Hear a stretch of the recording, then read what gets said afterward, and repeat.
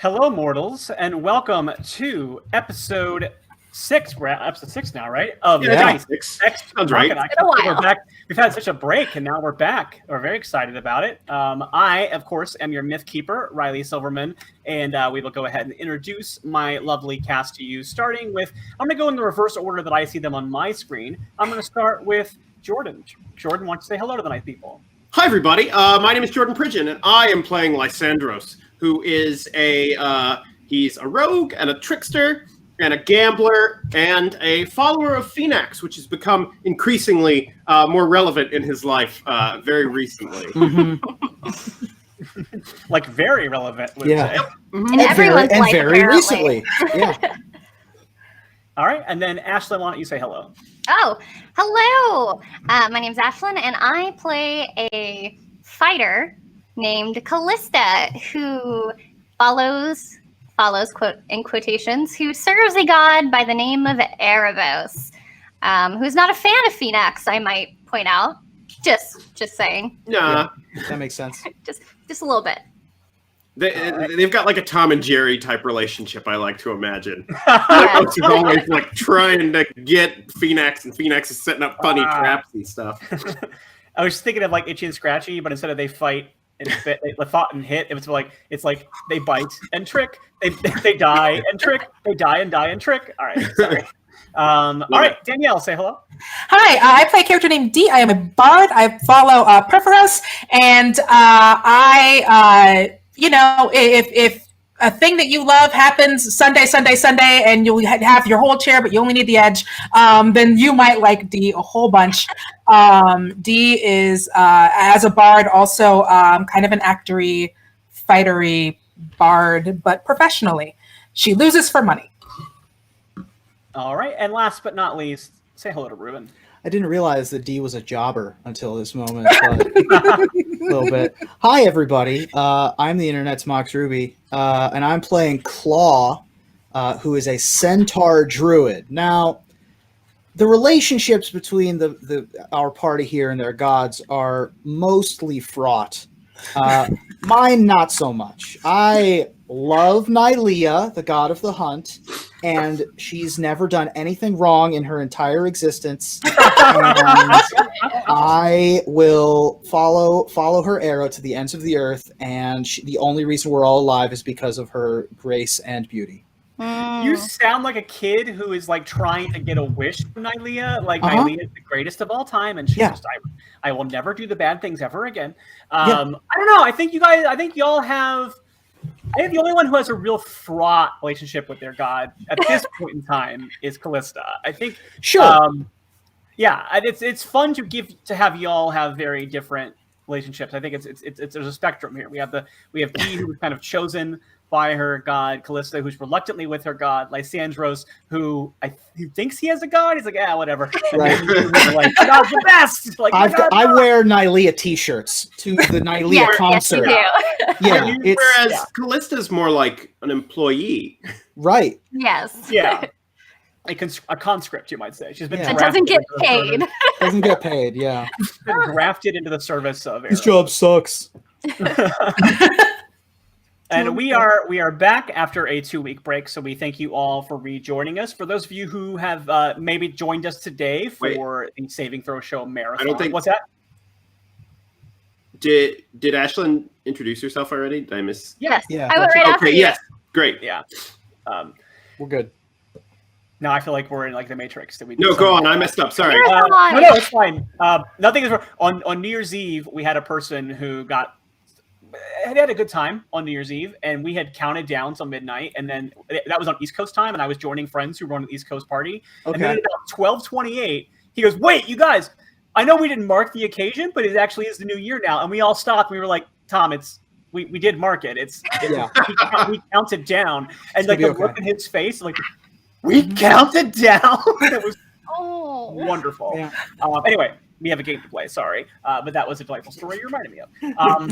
We are back after a 2-week break. Oh, like I said, we had a lovely marathon today of all of our previous episodes on the Saving Throw Show channel. But if you have not caught up or you would like to refresh yourself on what happened on previous shows, all of our shows are available on YouTube and in podcast form. We have a Linktree link that will give you access to all those. I believe that will get popped up in chat at some points. And if not, we share it a lot on the Saving Throw Show Twitter and as the various players. Check that out. Also, feel free, please, to swing by and hang out in our Discord. We have lots of fun combos with our community in there, and it's a great place to ask questions about the game or just like share your love for it. And we've had some pretty cool fan art sent in there, and so we love that. So check that out.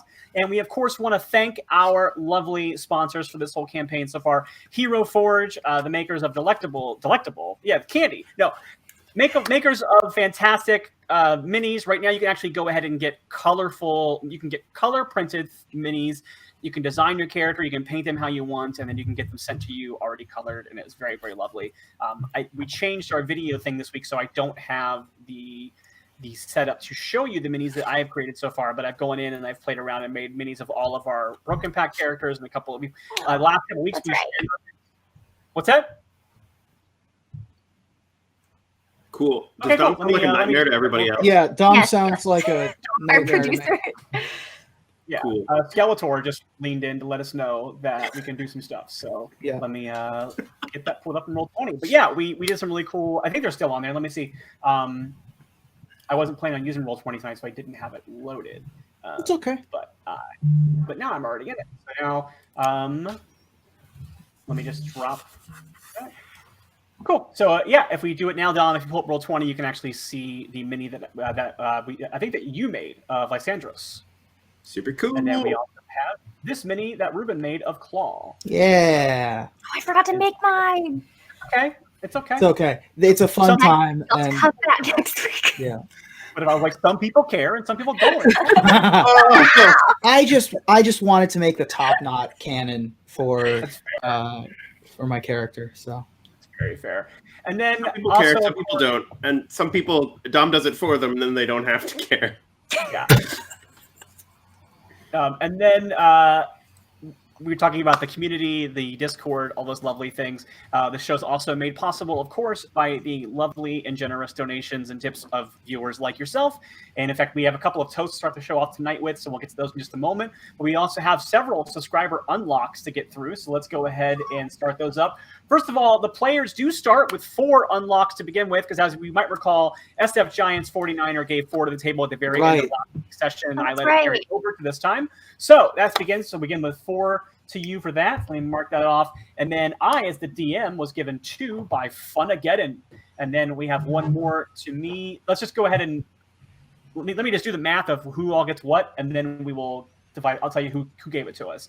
So we have for the table 4, 5, 6, 7, 11, and 12. So the table, you start with 12, and actually you start with 13 because I re-upped my subscription. We were doing Dom's State of the Channel address, and I didn't get a chance to pick where it went to. So I will give mine to you players.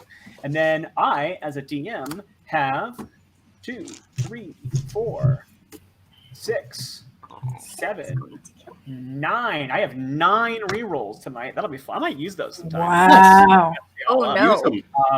I have 9, and those lovely rerolls came from the following subscribers. We got from SF Giants 49er, we got him from Funageddon, we got him from Amusing Cat, we got him from Seamy David 95, Yato 7, It's a Me, Bondo, Taming the Creases, Mace 134, Dick Portley, Jordan, who gave them to me. Thank you so much. I'm gonna. Oh man, if I use those against you, you're gonna be so sad you gave those to me.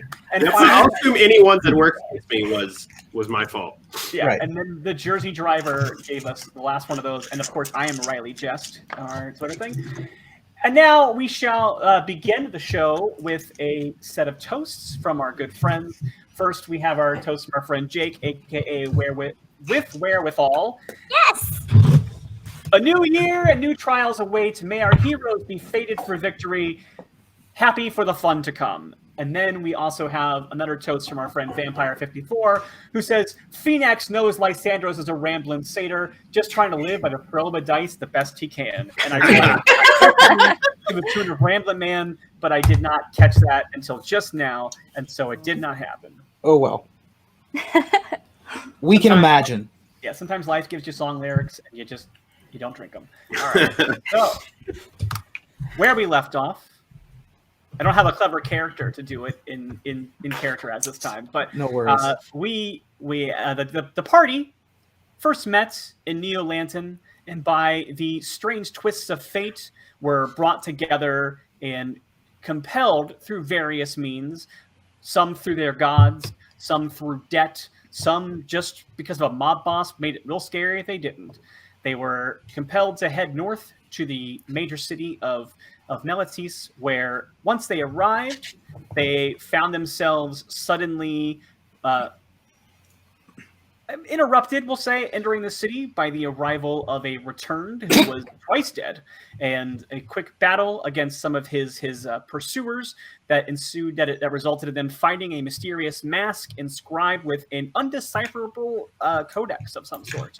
They were able to make out a single line of a mysterious poem due to a strange circumstances of a vision from the god Phoenix that allowed Lysandros to read the poem.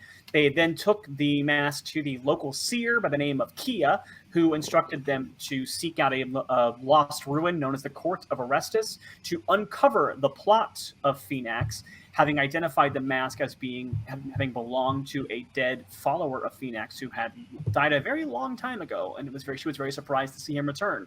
However, before the party was able to leave town, they were impeded, we'll say, by the grunts and the foot soldiers of a mob boss known as the Gorgon, who Lysandros and Dee had many past dealings with.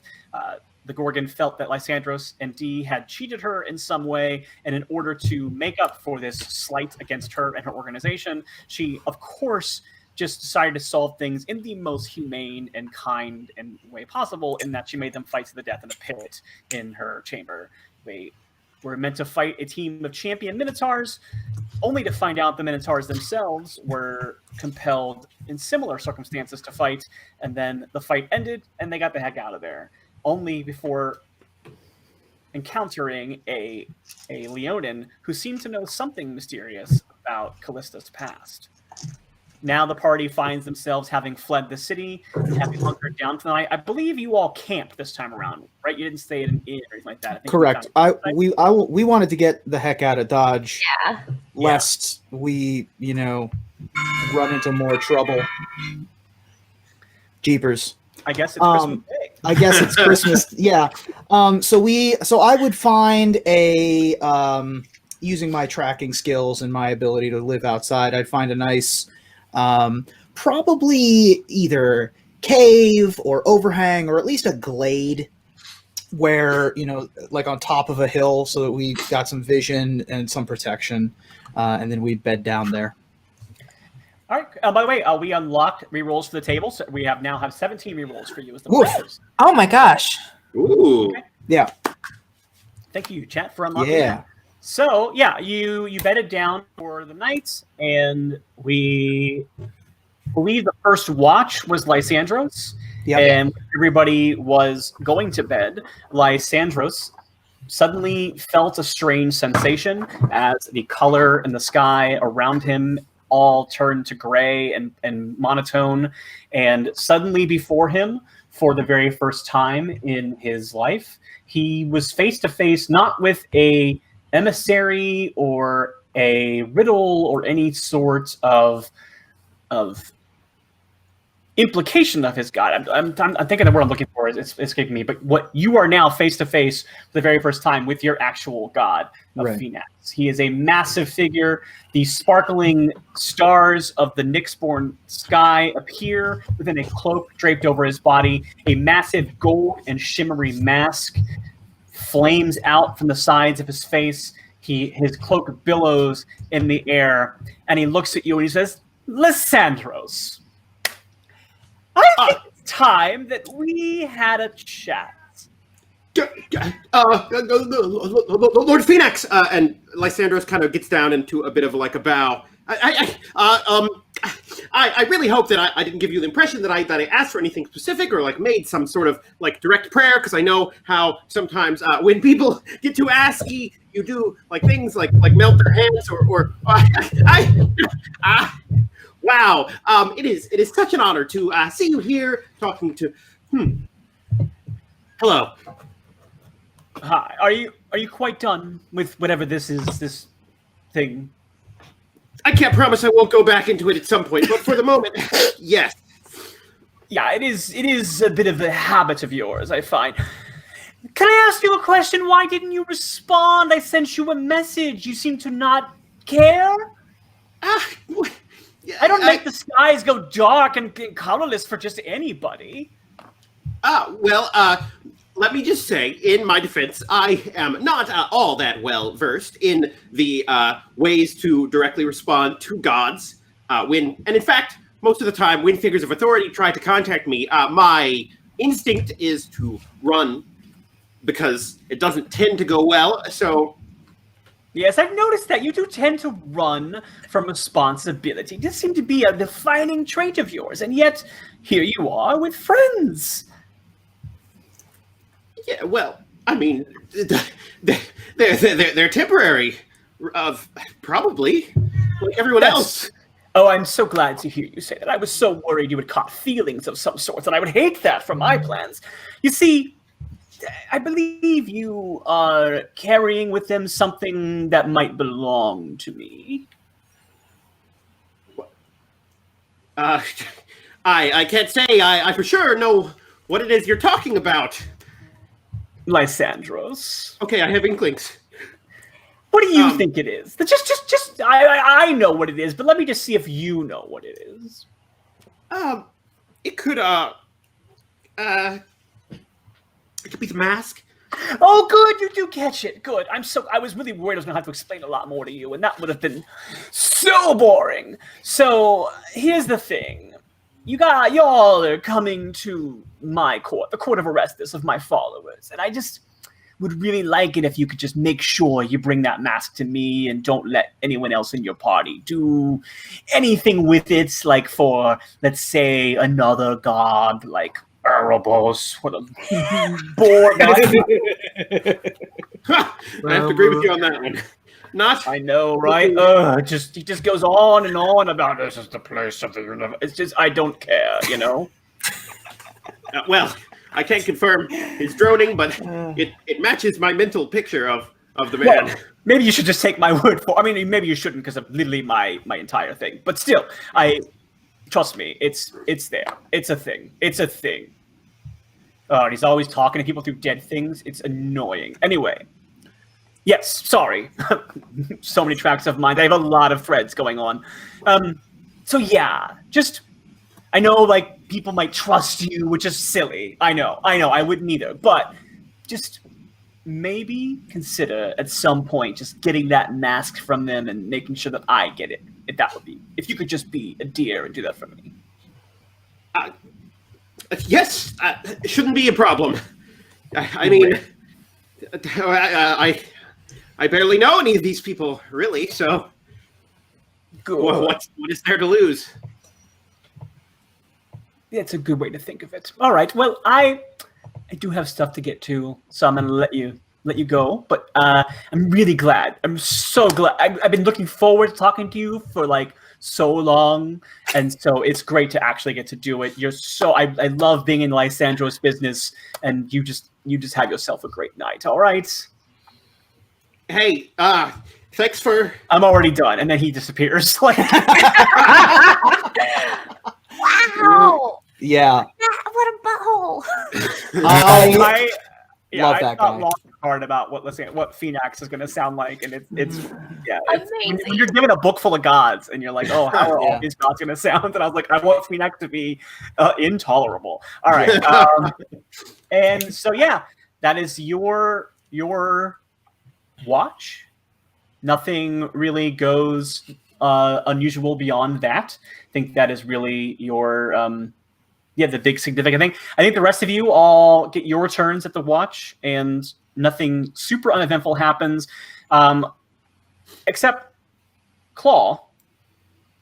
you, as you're sleeping, have some strange visions, and after you've taken your watch and you try to rest, you keep seeing these images of a cave dug in the ruins of the earth. Like there's a temple, there's like a altar around it, and set up on 3 stone pillars in the cave are 3 individual harps. The first looks older. It looks like it was once perhaps very ornate and decorative and gorgeous, made of the finest gilded paints and decorations and etchings, but pieces of it have been taken out. Pieces of it are missing. It still seems functional as a harp, but it feels like a lot of what made it have its luster has been stolen from it. The second harp in the middle looks glorious. It looks like the absolute highest end quality harp you could find. It looks like it was crafted probably by Perforos himself, or that level, somebody who is in his service. It's just, and that's more of an expression. It's not like, that's not a hint of like Perforos made this harp, but it's I get you. It's like the platonic idea of a harp. The third looks the newest of the 3. And it seems like some of the pieces of it are pieces from the first one. Like pieces, like it's been kind of Frankenstein together out of the old harp, but also some new bits of its own and restructured. It's still decorative. You might even still say it's pretty, but it definitely in that way of like abstract art where somebody has like actively tried to create a new harp out of old pieces. And once that vision fades away, you begin to feel a distinct pain in your chest. A pain you've only felt once before, and that was on the day that you died. Right. You feel the exact sense memory of what it felt like to have that spear from that lamphead come through your chest. It is burning hot. It is that kind of like searing pain. And I want you to make for me a Constitution saving throw. Probably not going to need a reroll. 17. Okay. You have staved off exhaustion. I was going to, if you had failed that, I was going to give you a point of exhaustion. Sure. However, you are able to kind of fight through it, and you wake up the next morning. It still stings, but not in a way where you know if you have actually felt, if you actually have a wound, or just if it's like a sense memory of like, it's just that like phantom pain at this point. And that is your night. So before I go to bed, I as DM, you can clarify this for me. I might be over gaming this, but I have one level 1 left. I could cast Goodberry here, and those good berries last 24 hours. Yeah, I'll let you do that. I'll let you have prepared the good berries. That's fine. I'm not going to make you burn a level 1 spell just to have good berry. No, I will. It's just I have one, so I might as well. So I will feel my chest and be like, I got heartburn, and I'll eat my good berry for the day. And then like put little pouches with a good berry. Well, 2 good berries each, probably.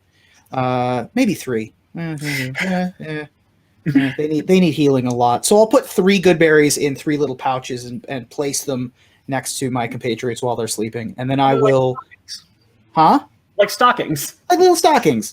little claw stockings. And then it's a little awkward for centaurs to sleep. I kind of have to find a hill or like a ledge to sleep on. I do have like a triangular cot that I can set up so that my horse body can lay down and then the rest of my body can just like tilt against it. But we're out here, so I'll just find a hill and sort of tilt to the side. Okay. And yeah, the searing pain kind of kicks in after that, like after the visions, all that kind of happens after you fell asleep, and then you wake up. I'm gonna sleep. I'm gonna sleep on my left because that typically helps with my esophagus. Okay. Yes, I don't want to. Yeah, you don't want the acid reflux. I get that. Yeah. So that is Little bit of what Ruben does mixed in.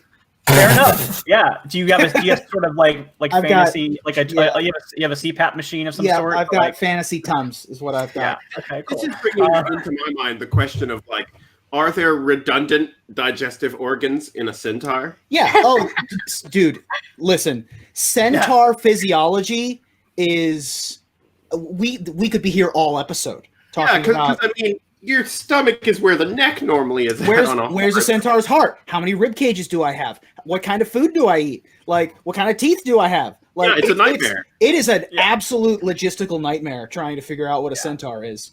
Like, As opposed to minotaurs, we know what they eat, which is no Right. circles. All right, Yep. so you wake up the next morning, and so yeah, the rest of you wake up. And Callista, I bet you describe how your night went. I want you. This is not as much of a vision like Ruben's character had, but I want to know what Callista. How did you sleep given the exposure that you had to your a blast from the Long past? lost friend. Yeah. What was her name again? I'm looking that up right now. Her name was I had it right here. Don't I? Oh yeah, her name was Seza, and she was your Seza. sister's. She was your sister's betrothed, your sister Diadamia, Diadamia, yes. and she called you the Kinslayer and the Yes. Oathbreaker. Yes, I do remember that. Thank you. I just want to remind you, just in case Oh, I'm playing at a Phoenix. I just wanted to remind you. Yeah. Yes, onto me with those words. Yes, thank you. Callista, she honestly, she had a fair share of wine and alcohol. Wine and alcohol, you say? Yes, wine and alcohol. Both. And she actually she slept pretty well, I want to say. Okay. How's she She feeling this morning? not great. Okay. Not great. She doesn't feel great. She honestly does not remember talking to Lysandros and probably blurting out anything during that. And she just feels kind of groggy and tired and grumpy. She's going to be a grumpy Callista probably this morning. grumpy Why cat. don't you make a Constitution saving throw for me to see if you have a point of exhaustion? Yeah. Yeah. Save versus hangover. Yeah. Ooh. By the way, I got new dice over the break. Let's see, Ooh. Constitution saving throw. I got a dirty 20. Nice. I'm going to say that passes. I think Callista is not a she's not a stranger to a night of heavy drinking, and No. especially in the years since she left her pride. I think that it's probably it's a little bit of it's like her NyQuil essentially. So Mhm. Pretty much. Yeah, I got new dice. They're really pretty. Ooh. Were they Yeah. gifted, or they just was it a Very holiday gift. gift? Yeah, they were a gift from one of my good friends. So- Oh, Excellent. that's lovely. Friend dice are the best dice. And they're already Yes. rolling well, so Nice. For now. And Dee, you had an interesting situation. I mean, you basically were coerced into helping a mob boss, and you got there. You slightly betrayed your friend, and then you friend. also took a very long time to realize the fight to the death that you were in was an actual fight to the death and not Oopsie. a wrestling match. and you murdered someone.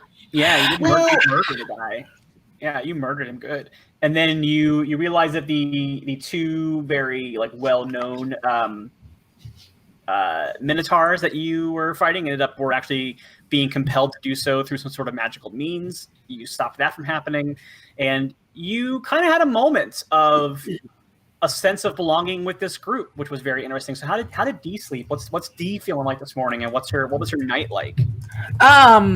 Well, Dee, even when she has feelings of bonding and companionship with people, they're not going to be something that takes over her whole night. So Dee slept like a friggin' baby.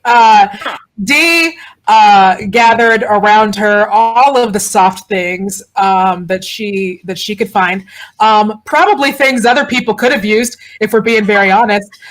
She probably could have shared some of the things that she rested her head and body on. No one needs a pillow that big. made out of leaves and things. So D, partially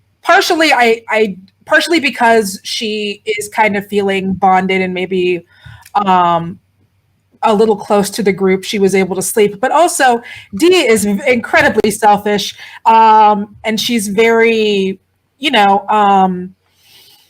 she's lazy as crap sometimes. So it was very easy for her to smooth fall asleep and just pass out.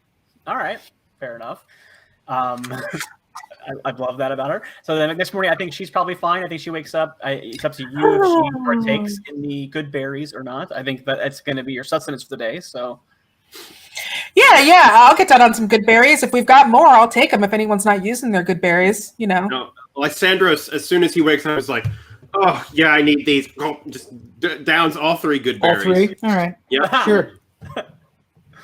All right, that'll be fun for I'll everybody eat else. one. Yeah. I take one. You don't need to eat all. Okay. Well. Okay. Oh, I misunderstood. I thought you meant you were eating all of their good berries.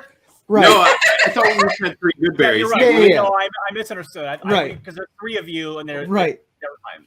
Oh, No, what a that's good. hilarious misunderstanding. All right. A satyr is easy. They've got a good stomach for booze and for everything else that goes in your stomach. Okay, So I'm you not know too the worried. scene, and I think it might be the extended edition of Lord of the Rings, where they're like, this bite of lembas bread will last you all day. Uh-huh. And they're like, just stay 4 of them. Yep. That's how I imagine that. Yeah. Perfect.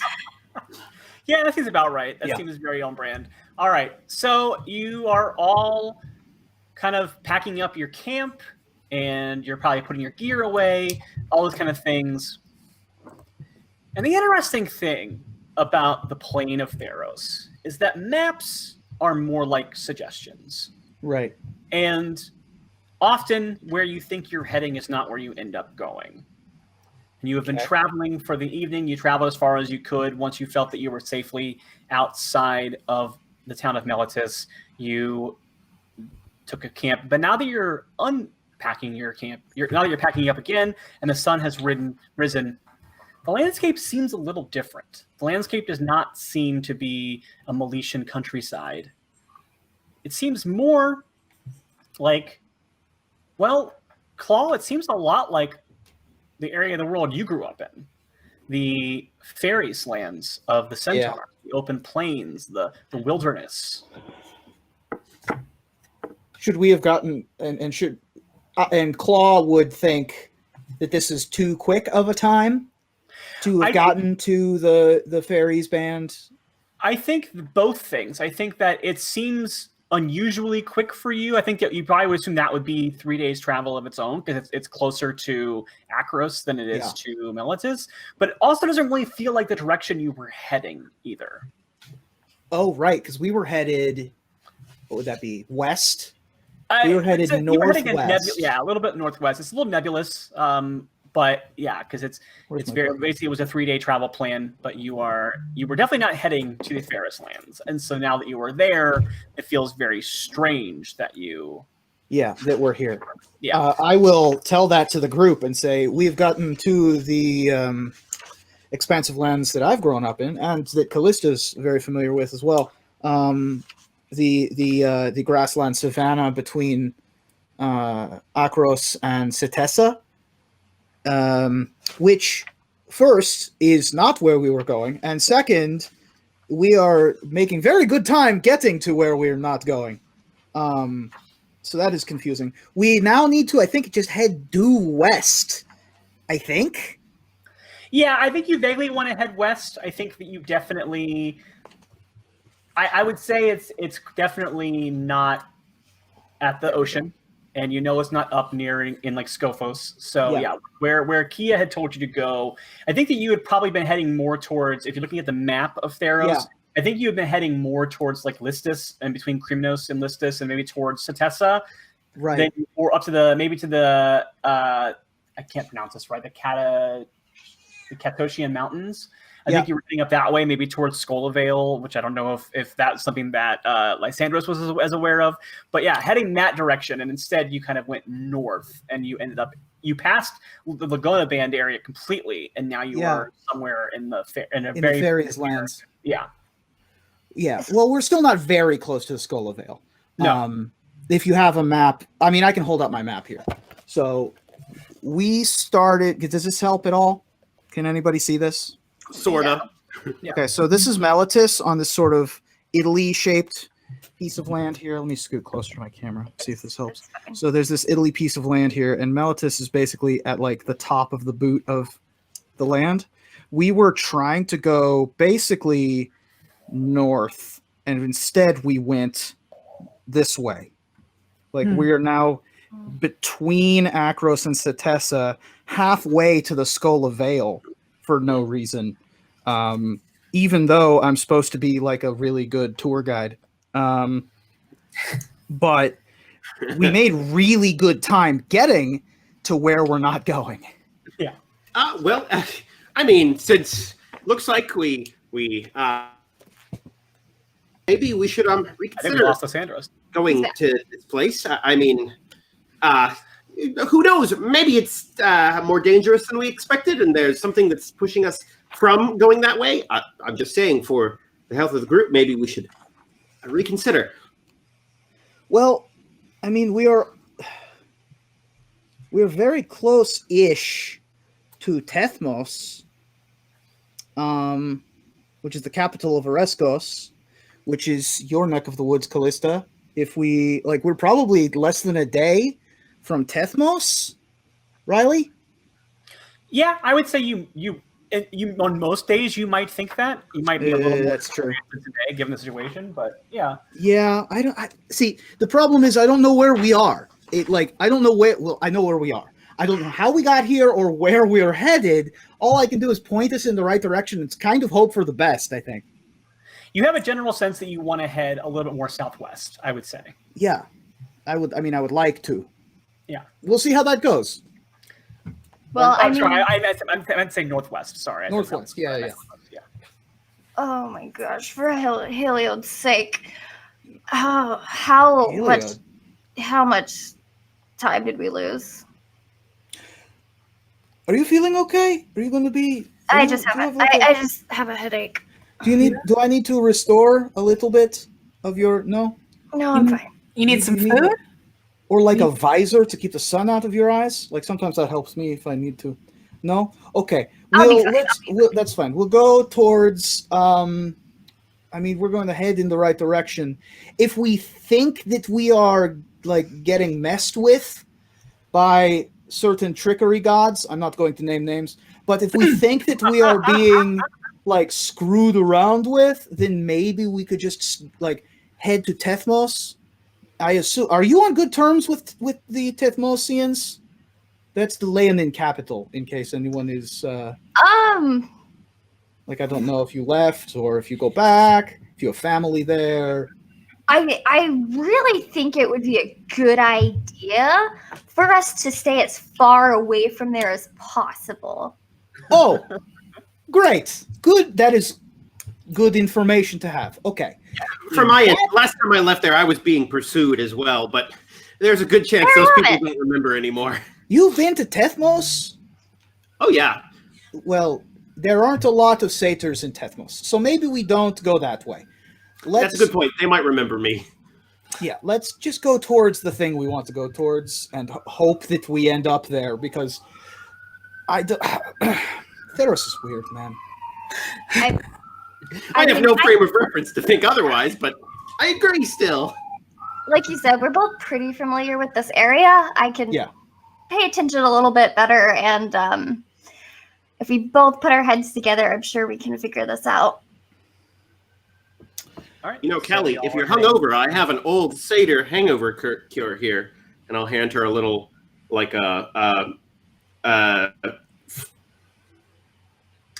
water skin type thing. Oh, this is very interesting. What's in the water skin? Well, we'll find out, I guess. Callie will grab it and smell it. It smells like it's just more wine. Yep. Okay. I think that what he is suggesting is the dog hair. The dog hair? Yes, the dog hair. Mm. I find you can't get hungover if you just continue to be drinking. Yeah.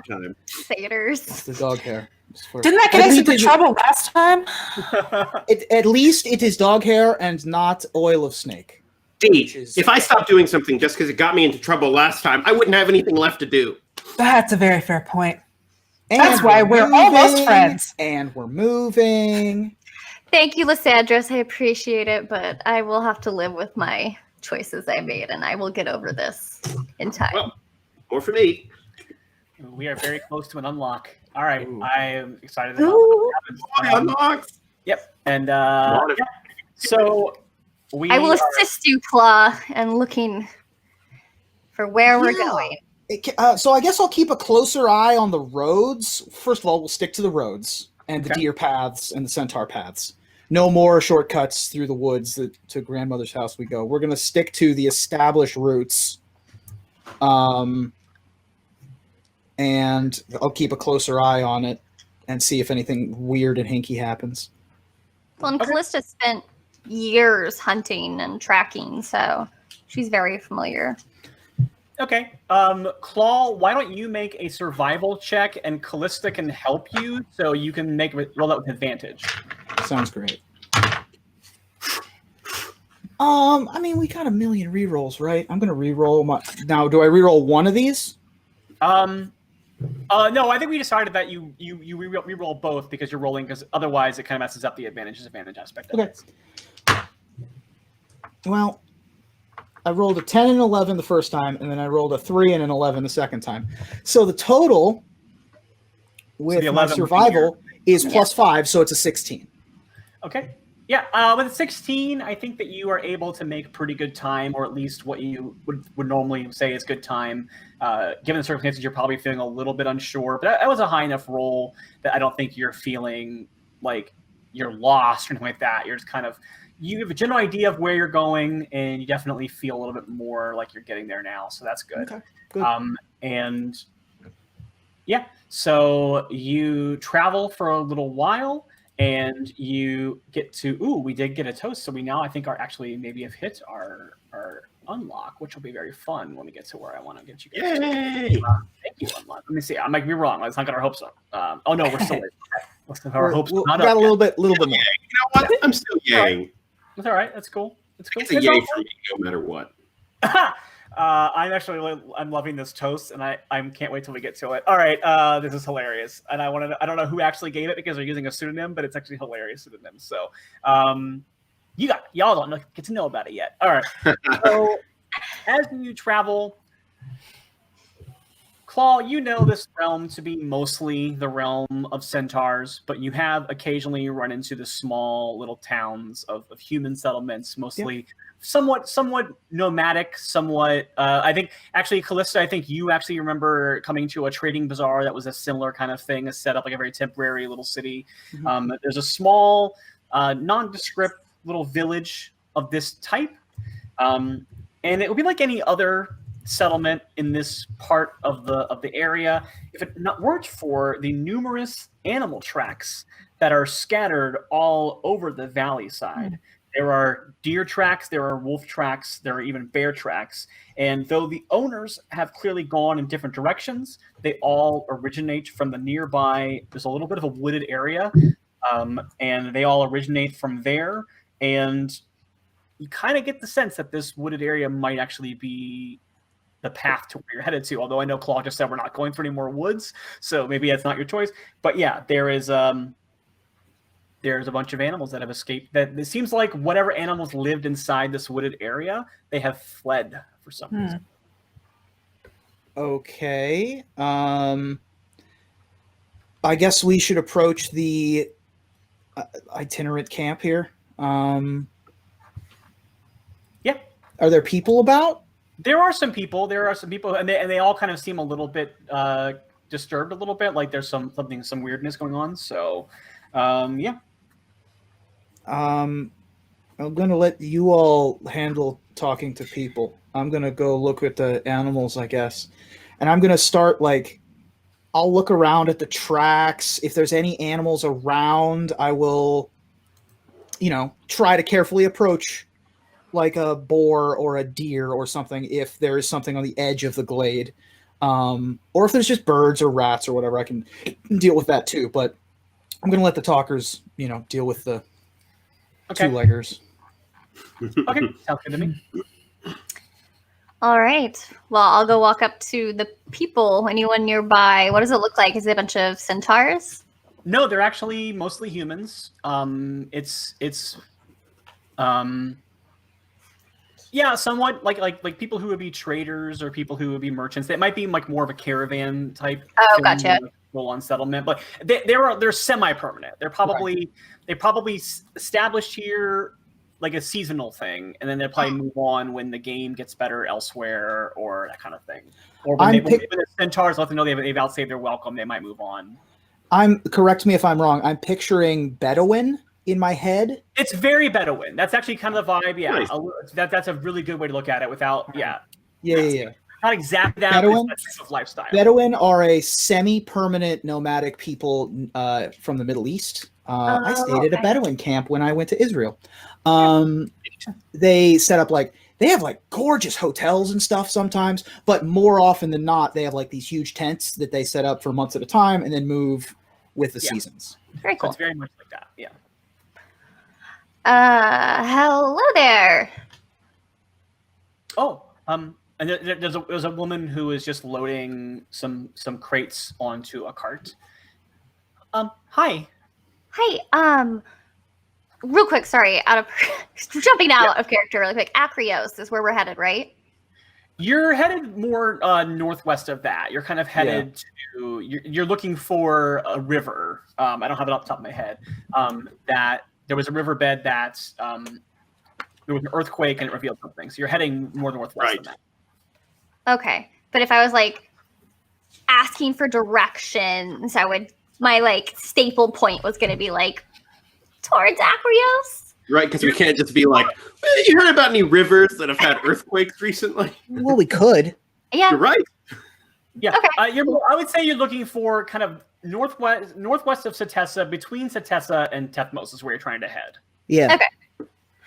Hi. It looks like there was a large movement of animals recently. Was there a brush fire, or I heard there was an earthquake even or something? Oh, well, the earthquakes are very far from here, but there was a fire. There have been lots of fires in the woods. There's been a series of fires. Is that normal this time of year? No, it's certainly not normal for all the game to run away. That's why we're packing up. We normally have months and months of good game in this area, but they're all fleeing, and we can't figure out why. How far off are the fires? They're right in the woods there. In fact, we've actually had to move our camp several times to prevent our tents from catching fire as well. Oh, goodness. I'm so sorry. We'll be safe. Please, you all seem like capable folks. You seem hardy. If you could figure out what's causing the fire, I think our elders would gladly pay you, or at least give you rest and. Oh. Did you say payment? Well, hi, Dee. How are you? Yeah. Sorry, what was that? Oh, sorry. I Dee popped up, and I'm oh, hi. How are you? Oh. Did you say money? Yeah. Yeah, you're both. Sometimes I can't tell who's saying what when it's a band. So, yes, we do have. I mean, we are we are merchants in some degree, so we do have the occasional purse, and we could definitely give you something from it if you could help us make sure we don't lose our season. How much money are we talking about in this purse? How big is the purse? Is it a little bitty purse, or is it a big purse? I believe it's relatively. I'm not in charge, but we can at least look at the fires and see what's happening, no matter how much money you have.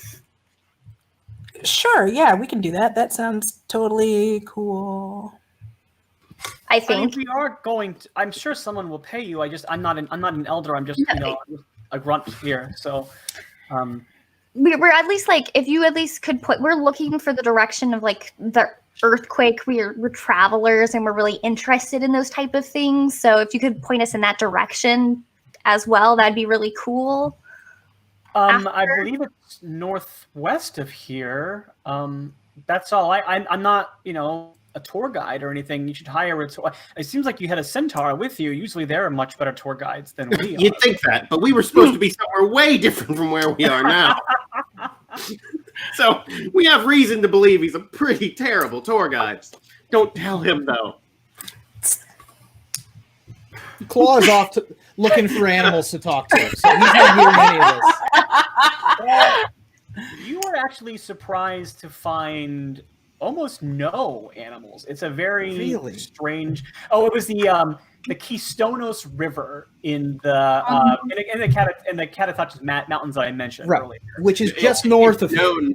Yeah, the Keistonos River, known for the beautiful lights that come through it, which are known as the Keistonos lights. Yeah. Yeah, good one. Not that good. It's all right. But I had to say it. Yeah. Well, I thought you were serious. In college, we had a lot of Keistonos lights. Keystone light. Right now we're keeping Christmas lights, and I'm like, that's a really long walk. I was with you, Jordan. Okay. You got to have the right brand of shitty beer. Yep. That's right. All right. All right. So yeah. So she's like, yeah, that's kind of up in the mountains. I guess it's not that far from here. I get so turned around on Theros. So yeah. Who doesn't? Yeah. Same mood. Okay. Well, I'm gonna look for our centaur friend and see what we can do. Thank you. Well, you're welcome. Thank you. And then she walks off. Our viewers are trolling me right now with toasts, and I love it. So perfect. Because I worth every penny. And we did just get an unlock, which makes me yay! Woo! Okay, go ahead and gather as your group, and then we'll go from there. But yeah. Okay. Well, I mean, I'm gonna just be wandering on the edge of town, looking at the glades and the footprints of the animals, and hoping to find, a furry friend to talk to. When I don't find one, I'm just gonna keep on the edge of town until I see my compatriots step back out into the dust. I had such a dumb joke that I'm not going to make, but yeah, you don't find. Quick question: Are the people that are here? Do they have livestock? Which kind of nomads are they? Are they tinker trader nomads, or are they livestock nomads? Or are they farmer nomads? Or soldier spies? The way that I'm kind of imagining them is that they are hunter traders. So like they basically go through a season, they do their hunting, and then they sell their skins and wares made from the animals they hunt. Okay. So that's why they're here, and like, our season, we only have a great season, right? And then they would take the stuff they caught and then make clothing for those. But they don't have livestock. That was my big thing. I was just going to ask a cow for directions. But yeah, no, we're good. You are strangely disturbed that there are not any animals around. It seems like all the animals have actually fled. All right. While they're in there, I'm going to spend 10 minutes and ritually cast Detect Magic while sitting near the center-ish of the town, 30-foot radius. And then I'll just start walking past tents, and it lasts for 10 minutes. Okay. I will let you be doing that ritual, and then we'll play out a scene. And when we get done that scene, then your ritual will be done. Sounds great. I'll see you in 10 minutes. What do you the rest of you do trying to find a person to talk to, or what were you going to do after the woman walked away? I was gonna look for Lysandra's Claw. Unless you two wanted to do any D. I was.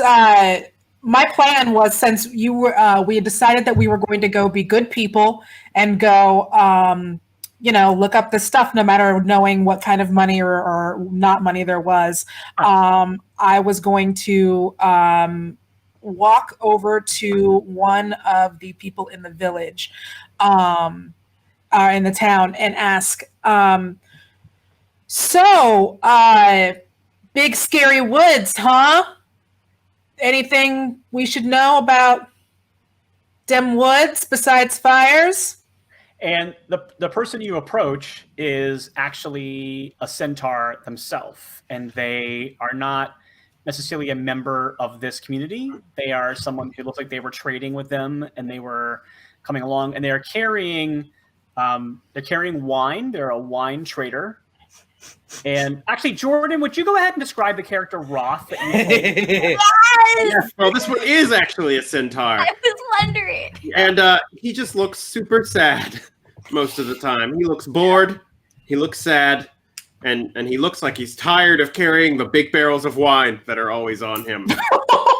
Wow. This was the chat's unlock of a tier that was all around me are familiar faces, and it I was love one of it. the characters from the Here's the flashback that will face. return in this episode. And so you approach, and there's this centaur, and so then Dee, what did you ask the centaur? What's going on here, or do I know anything? What was the question? Yeah, just is there anything else that we need to know about the big scary firewoods? All right, let me see how good of an impression I can do of Jordan doing a character. Well, from what I can understand, there's a bit of a fire, and then like more fire, and then that's what people are upset about. Do I hear this?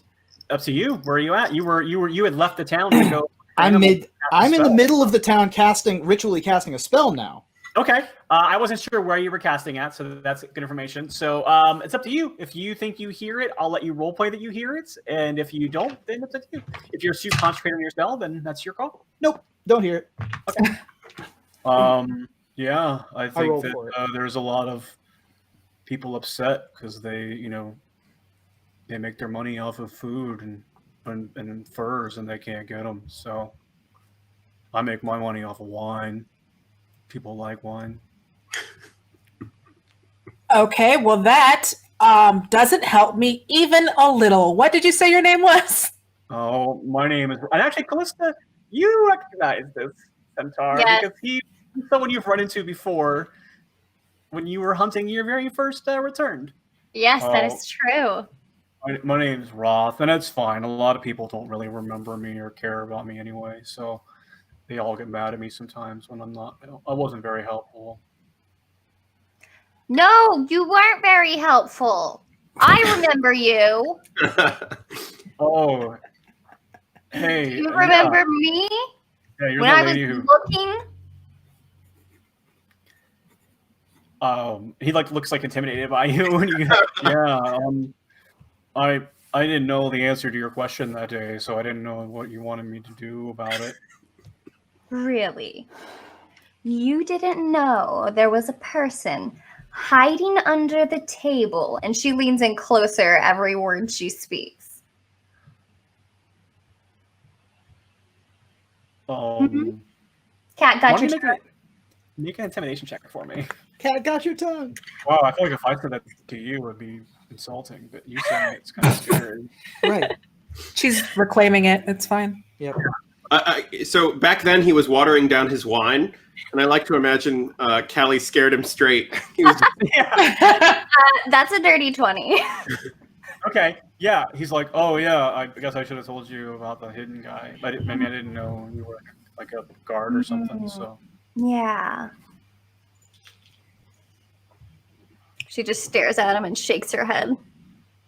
okay. So this time around though, I don't really have a lot more to say. There's a someone in the woods burning stuff. And My friend over here has a sack of wine. Would you mind refilling it for him? oh yeah, sure. And then he walks over to you, and he's terrified of, but like he's terrified of the way that, like, he's still that same character, so he's not like jittery, but like he's still talking exactly as monotone and growl as he has been, but he definitely seems terrified. Oh yeah, go ahead and get right to that. I'm sorry. Boy, you make Claw seem like a fun guy. I mean, I think he's already a fun guy, but I mean, you Wait. make him seem lively, Wait. which is a little difficult to do. Wait, you know Claw? Oh. Yes? You know Claw? Yeah, Claw's a old member of my group. Wait, how do you know Claw? Well, he was a rat for a while, and while he was a rat, we were fighting these other people, and then he turned away from being a rat, and he shot them a couple times.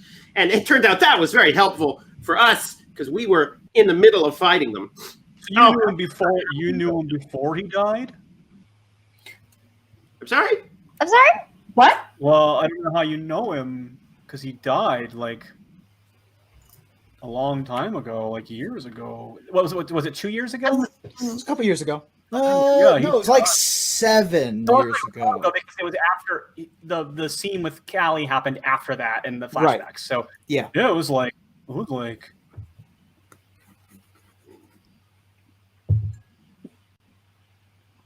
a long time ago But- that he died.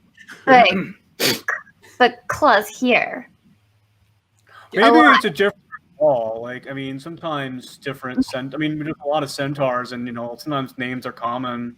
Like, I might meet another cat lady whose name. What was your name again? I didn't give it to you. I might meet another cat lady by that name. But That's a really good point. That's a Yeah. great point. Yeah, about yay tall, top knot. Do we see Claw? I'll look around. make a investigation check. I'm a 6'6", 636-pound horseman. Yeah, but there's That's set up, fair. so I'm saying Yeah. you won't. I could be behind a tent. That's fair. You'd Yeah. be a terrible Where's I'm Waldo assuming character. that you're far enough away that this is not a conversation you're Yeah. overhearing. Right. So that's why I'm like factoring Fair. that in. No. Okay. Yeah. Okay. Yeah. It's yeah. There's no way. Like Claw's not dead because if he died and he's walking around, that'd mean he'd be a return, and there's no way he'd be a return because then I'd have to. Yeah. And I've been talking shit about people who have died around him before, and he didn't seem offended, although I have a difficult time reading his emotion because he doesn't just say everything he's thinking. Also, dead guys weird me out, so he can't be dead because I'm not sufficiently weirded out, right? I mean, I don't really know about your personal feelings about dead people. I just know that I had a friend named Claw, and we went hunting, and then some lampids killed him, and then we didn't Well. see him again. Our Claw does hunt. Mm-hmm. I might be in Claw, and he hunts. Big gnarly ahead. Yeah. Well, that's a lot of us. We're kind of like we're big fans of Nylea. I like Nylea. I mean, I will say Claw was like really into Nylea. Like he would talk about how great she was a lot. And he talked to animals. Does your Claw talk to? I don't talk to animals, but your Claw could like talk. Our Claw could like talk to animals. He does talk to animals more than he talks to people much of the time. Didn't he decide to go off and talk to Talk some to animals? animals. Yeah, he told the talkers to Yeah. talk to two legs so that he could go talk to animals. Huh. At this point, I'm sensing a pattern. something I was keeping track of actual 10 minutes of Oh, I casting love it. time. Yeah. It Yeah, is- real time. I think it's good. It has been 10 minutes of casting time, and Claw will be like, hey, everybody, I couldn't find anybody, so I decided to ritually cast some detect magic, and Oh, hey, that is my Claw. Wait, Oh, too. yeah, that's my. Wait, I don't. No. hey, Wait. there. You died?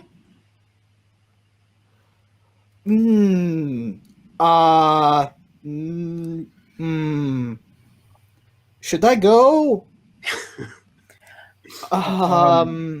Maybe, should I go? So no, you're fine. Are you a returned? No, my name's Rob. I don't know no, why. not to return, not to return. No mask. I know who I am. My body is still connected to my soul. I just didn't want to talk. Can we talk about this privately later?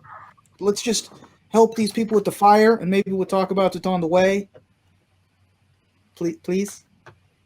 Yeah, I'm definitely going to want to talk about this later. Okay. Not to return though. Callie's hand had reflexively you- went to can her you- sword. I have an idea. Can you detect? Is there anyone here who can detect the undead? I can just They have a pretty Rob strong point smell. at you. It's like, there's an undead. No. I mean, like the no. I'm not. This is not what I meant for that. I meant, do you have a religious leader or a person who is sort of talented in these sort of divine arts that can verify that I'm not a returned person, because I'm not. I'm like something else. We'll talk. I will. I promise you, I will tell you what is going on. It's like very awkward, but I don't want to talk about it in front of people or like in cities. But like, if we're going to be traveling together, I might as well tell you. But it's like, Yeah, that would have been great to know how many other times we traveled together. I didn't want you to find out this way. I'm sorry. I've been whatever it is that I am for like, since you've known me. That's not the best thing for me to have just said. What I mean is, I'm not a bad, formerly dead person. Listen, let's talk about. Please don't kill me. We have a fire to find. Okay. Not mad, just disappointed. Did you still want to talk to Gosna? Who? Who's Gosna? What? Religious leader? Yeah. Yes. Let's talk to Gosna. Oh, Gosna. And then like, there's like another woman who was kind of like helping people with the packing and things like that. She's a little bit older than the woman that you were speaking to earlier, and she comes over and she's like, "Oh, yes, hi. Who are you?" Hi. Yes, we are some travelers. I was hoping, for no particular reason, do you have the ability to detect whether undead are about? Yeah. Great. Could you just for no reason, could you do that maybe right now? Okay. I got a lot of work to do. I'll trade you some things. What do you need? What are you in requirement of? We're in requirement of someone to figure out why these fires are happening and stop. We that. can do that. We will do that. And I have let's see here. I have some chalk. Here, I'll put 10 gold on the fact that Claw is undead. Ooh. Oh yes. Do you want money? I have money in my bag. I will get some money in my bag. Just giving her so money. I don't understand that. So if he is undead, then you owe me 10 gold? No. If he is undead, then you owe me 10 gold. I don't want to take that. No. Okay, I'll give you 3-to-1 odds. So I'll have to give you 30 gold, and you'll just have to give me 10 gold. Good odds. Okay, he's not undead. Give me 30 gold. Damn it. I flip her an IOU and then just run. Did you hear that? I'm not. Oh, are we running? Is that we shouldn't run from the nice. He doesn't run that far. Lysandros just like runs so he's like out of sight. Hold on. I will turn to my saddlebags and reach in and just drop a handful of whatever coins I happen to have. Okay. It's probably way more than whatever it is you just bet. Okay. This is nice, and this is going to be helpful, I guess. But I just don't understand. A lot is happening in the last few minutes, and I don't understand. That's fine. We are So very. not undead. Listen, if you all want to go in the woods and figure out the fire situation, I'll pay you. I'll give you Great. 100. I'll give you 100 gold. But before we do that, am I undead? I cannot help you until I know that Claw is alive. Because if Claw is not alive, I have a date with Erebos. She looks like she's very confused. She's like, I mean, he's talking to. I don't know what. Just humor us, please. Okay. We'll go fix your fire problem. This is all we want right now. Okay. She kind of stops and kind of rubs a necklace that she has, and you can tell that she's doing some sort of channeling with her. I have detect magic up. Okay. I would say that you see a radiant magic. Okay. And in fact, it feels very familiar and warm to you because you get the sensation that she is probably a cleric or a. I don't like to use the classroom. She's a priestess of Nylea. Cool. So when she puts it up, she goes, no, not only are you not undead, but I feel like you might actually have a little bit of huh. Yeah. Well, you're certainly not undead, but you have a touch of Nyx upon you. Just don't say that quite so loud, though. We'll talk about it later. We'll talk. Yeah, that's Okay, fine. it's good for you to know, but like, don't spread that around. I don't like to let. That's like a Okay, thing. well, I don't, next time you walk up to somebody and no, ask no, no, them no, to no. tell them- Thank you. I don't want to seem ungrateful, but yeah, we're gonna go solve your problem now. Okay, bye. And then Claw is just gonna like. Yeah, we're all just gonna walk out. Claw is like tense shoulders, walking past like the edge of the glade and some tents, hopefully within 30 feet, just in case there's something hinky happening, detect magic wise. And as you leave, Roth says out loud, "Do you want me to come with you?" But doesn't say it until you're away a little bit out of earshot and doesn't move in any way. Like he's definitely not planning on coming, but he's like, "Oh, you want me Sure. to come?" Oh, there's one. I'll pretend I didn't hear it because I don't want to talk about this with anyone else. So Okay. Lysander will rejoin the group.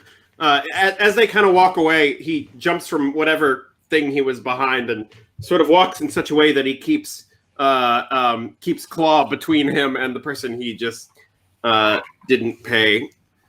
All right. And before you head towards the woods, you do pass a group of the nomads who are drinking in celebration as they have taken a break from their packing. And the first toast comes to us from Erebos, the god of death, Ah, Oh boy! who says, "Oh, Phoenix around here. That lousy so-and-so hit me in the face with a frying pan while I was chasing him out of the kitchen." that was Erebos. And That's a then, good impression. It's Phoenix and Erebos. yeah, and then the next one, I don't have a voice yet for this goddess, so this is from Clothis, the god of destiny, Oh, and so good. I will speak through Kia, the Yep. sage that you met, and she says, "It was destined that you toast to this. The threads woven around this group are strange and twisted, and I can't wait to see where this goes." That's a good one. I haven't dusted off Velma in a while. Yeah, but the fact that chat is now just making me do all my I god love voices. Yeah. Very fun. But yeah, since Kia is the voice of Clothis on the plane of Theros, it makes sense that I use Kia's voice for that. Sure. I haven't dusted off Velma's voice in a while. That was I fun. know. Nice. I guess I have. I did it when she was on the show. Never mind. All right. So yeah, when I saw Erebos was toasting, I was like, "Oh, this was great." I love it. So I was very excited to get to that. So those are our toasts. Thank you so much for the mysterious benefactors who toasted us. And now, so y'all are heading into the woods.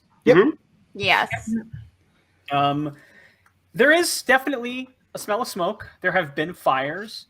There is also, I would say, Claw, because you have the tech magic up. You do get the sense that the fires may have been some magical origin, but it's Okay. been a while since the area burnt, so you don't have the actual clues of that. But Sure. you also are getting a huge sense of necrotic energy, and in fact, you are noticing a lot of fungal type growths on things, but it's like a magical necrotic growth. If this was Ravnica, this would be like This would be Golgari. Golgari. Yeah. It's not. But It's very much that. It's very it's death. It is Yeah. rot. And as you're walking, the first thing I want you to do is who's the most perceptive of you? probably me. Probably not me. Passive Defo or not me. active? No, not me. Passive or active? Active. I have a +5. Go ahead, Claw, make a perception check for me. I'm gonna use a reroll. Ooh, Thank you, reroll. 21. Okay. Yeah, you hear a crashing sound in the distance, and it is something like a tree branch that fell, like perhaps something burning caused the tree branch to fall down. Okay. I will hold my hand up to get everybody to stop. And then give a little one of these. And then I will cast Pass Without Trace Okay. upon the party. Yes, I did take it. Good. Pass Without Trace.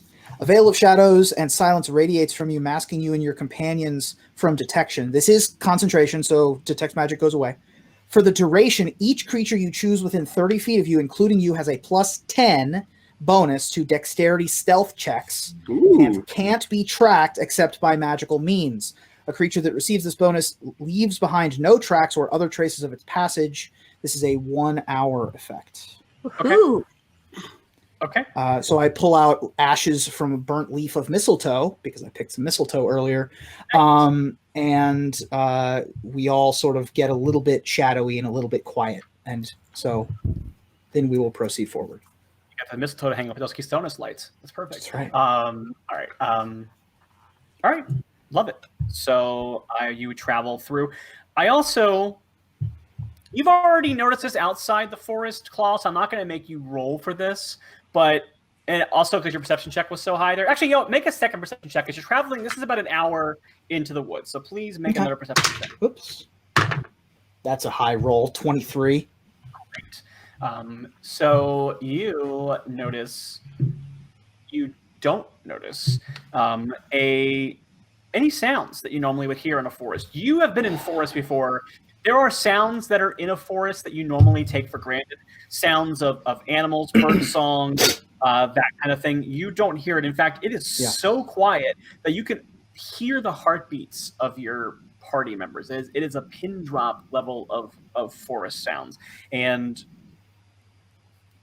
But you travel about an hour, and it's a little bit rough, I think, for you, Claw, to travel because of the brush and moving around pieces. So I think you pass without traces keep you stealthy, but I think it's probably making you move a little bit slow. That's fine. I'm actually not even sure, Lysandra's, how well you move in the forest with your hooves. I'm not sure if that's as much of an issue for you or not, or I'm pretty lithe.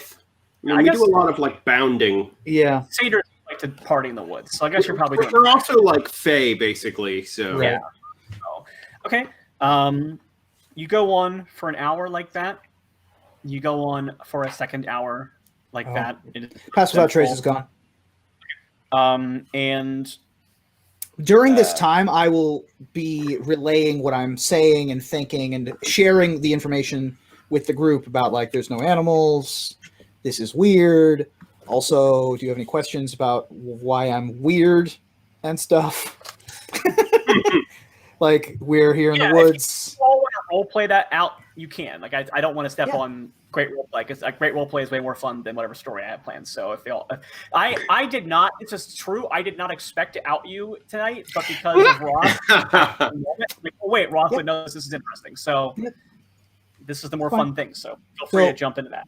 I will give you the short version, and then you can ask for more details. I was on an expedition with some members of my band.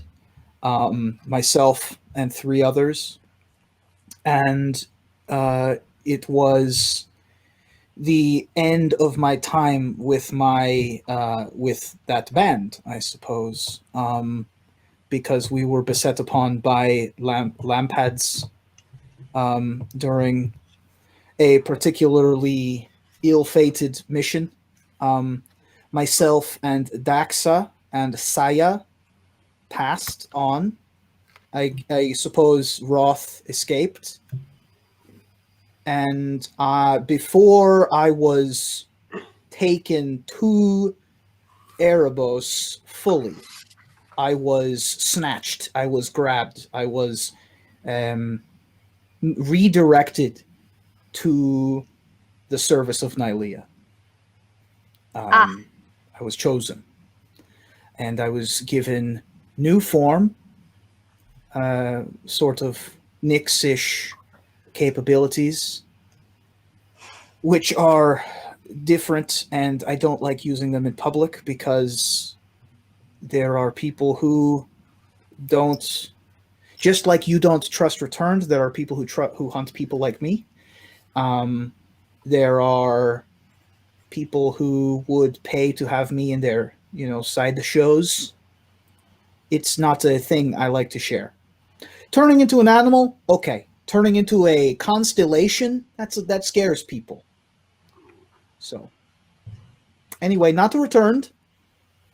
Not Erebos, as far as I am aware, gave permission to Nylea, my goddess, to snatch me, to pull me out. And Nylea has given me new purpose and new form. Well, that sounds good, right? It doesn't sound like any of us are doing anything or have any part of their backstory that would be relevant to Callie's god. So let's we don't have to worry about that. Great. Thank you for coming clean with us. I wish you could have trusted me. I'm sorry.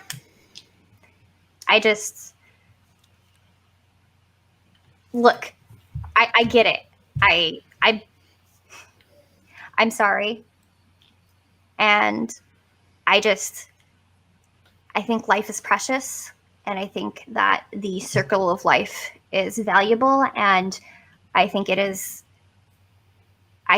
very important that it is not what's the word? It is not what's the word when things are messed with in a way they're not intended?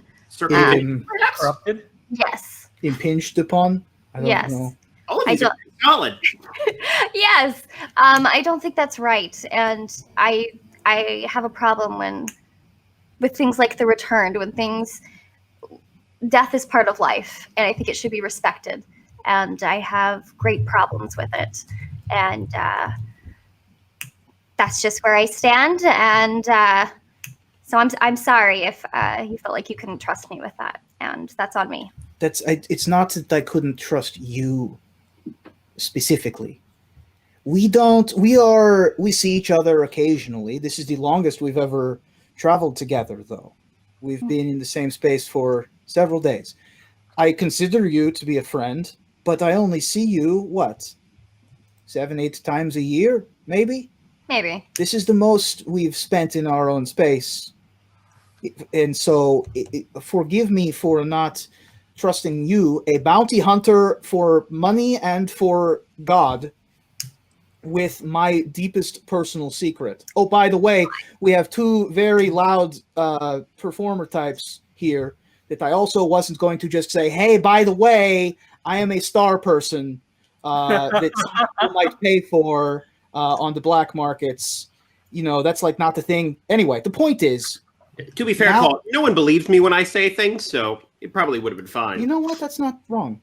Anyway, the point is that now that we are all traveling together, now that my God has given me the purpose of protecting and guiding your journeys on your God's paths, and that is how I am interpreting it, as I am sort of your guide. Not doing a great job of it thus far, since like day one we got lost and put somewhere else on the map. But it's what I'm trying to do. And now you have the full information. So hopefully we are okay. Claw, I'm like super sorry that you died. Well, thanks. It happens to everybody. Doesn't happen to everybody twice, though. Danielle, give yourself a point of inspiration for that. I'm more sorry that Daxa and Saya died and did not get the second chance that I had. Sorry about your friends and your group. I can't imagine that. It's something I'll have to live with. Now, are you... I was hoping I would get to die with it, but... What was that? Sorry. Are you stopping to have this conversation, or are nope. you also... Walk and talk, West Wing style. Let's go. I'm going to roll a d4 just to decide which one of you all this happens to. Well, passive perception 15 for me. Okay. Okay. Lysandros, make a dexterity saving throw for me. Oh, boy. Oh, dexterity saving throw. I got a 22. Okay. You notice the ground beneath you is unstable, and you move out of the way safely. And you're glad you did because suddenly the ground beneath where you jumped away from falls into what appears to be an abandoned burrow of some sort of animal here. So if you had jumped out of the way, you would have probably sprained an ankle or something. So. Well, Ooh. that almost happened, but of course it didn't. Animals! Can I look at the burrow and see if there's like anything I can suss out? It's abandoned, I assume. Yeah. I'm not going to make you roll for that because I think your nature skills are high enough and your perception's good. So I'm going to say that you get the idea, like some sort of woodland creature, probably a rabbit or some sort of rodent with burrow underneath there. Oh, okay. This is like a small burrow. This isn't like an owl bear burrow. This is like no. Rabbits, gophers. Okay. It was like a little bit of ground that was like a pothole with ground over it, so that when Lysander stepped on it, it was like sinking, and then he would have stepped down into he basically crushed this creature's home. Got it. And yeah. It's not. Watch out for giant trapdoor spiders. Fun. Moving on. 3 spiders jumped at. No kidding. Okay. A second hour passes without any real instance, but you do get the sense of that smell of smoke getting stronger. And finally, I'm going to have all of you to make a nature check for me. Where is this thing? We have to be getting close. 19. Okay. 14. Okay. I'm going to use a reroll. Yep. Okay. I got a 6. Okay. 18. Okay. All right. And so I'm going to say, so everybody but especially Claw, you notice that there are a set of trees that are coming up that are a different nature of trees than you've seen so far. There are a more rare tree, a styled ash tree that is growing here. And so, and it seems like they might be like more indigenous to this part of the forest.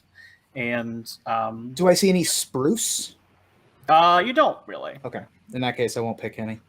Yeah. Just need more material components. Lysandros, keep watching your step. We'll keep an eye on the surroundings. You know what? Actually, Ruben, go ahead and make an Arcana check or nature. Make a nature check for me. I'm not going to use a reroll on that. 5. Okay. Yeah. I'm not going to use a nature check to look for Christmas trees.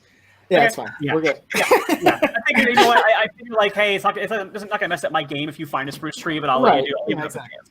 So, all right. So I'm just always looking for material components. You know how I am. I'm like, we are playing a game full of randomization, so why not toss some of that in at you? All right. So you continue along, and you continue. The smoke is coming, and you're not quite exactly sure where it's coming from.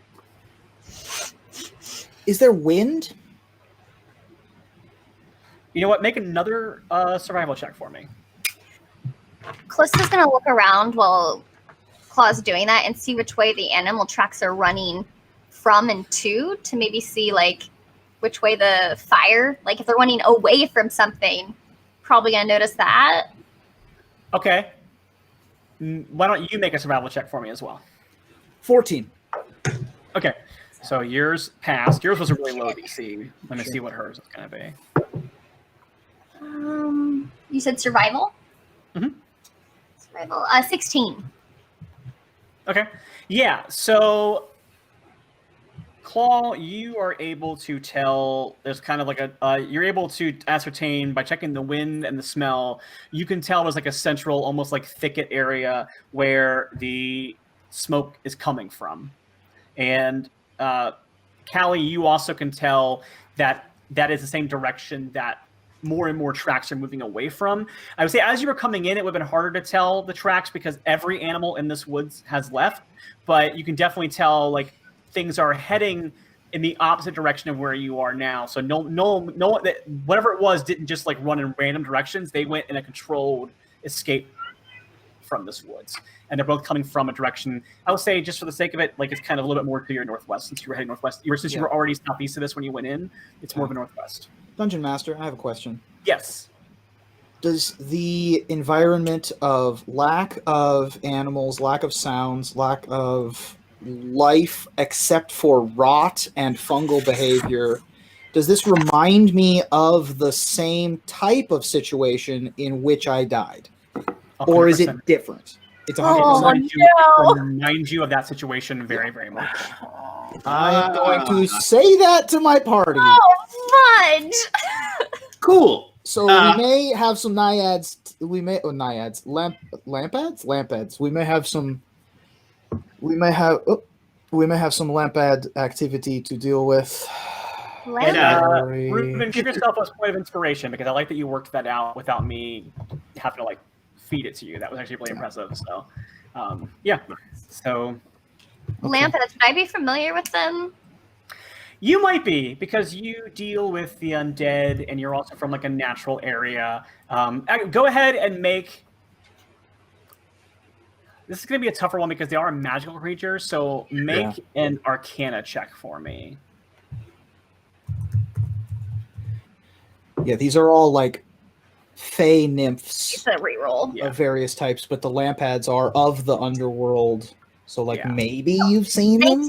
19! Ooh, What was it? 19. I used to Okay. reroll. Okay, I'm gonna, and then Danielle, why don't you go ahead and make one for D as well? I'm sorry, and it's a Make an Arcana check for me. Just roll your Arcana just roll check? in that Arcana. I'm not gonna make you roll for it, Jordan, because I think being a fey creature yourself, you would know this already. But I am also technically a fey creature, by the way. yeah, just in case. yeah, and well, you know them because they killed. Well, you. yeah, You're, like, real solid. I got it coming and going. Yeah. You had expertise in Lamped because you were murdered by Lamped. Makes you pretty good at or bad at them, maybe. I don't know. Right. 17. Okay, yeah. So you all know what lampids are. Cool. They are electric devices that have light bulbs in them, and they turn on and off. Yep. And they are. That was such a dumb joke, and I take myself a point away from inspiration from myself away from doing that. All right. Essentially, a lampid is a nymph. It's a creature of divine origin from like natural parts of the world. They're very similar in nature to a dryad. However, rather than be creatures of the woods or of the forest, they are creatures of like death, and they are often known to grow in grave-like areas or areas where cemeteries would be, or perhaps in the underworld. And so they typically are the creatures that guard the paths of the dead that are destined for the underworld. They're not seen often in the mortal plane.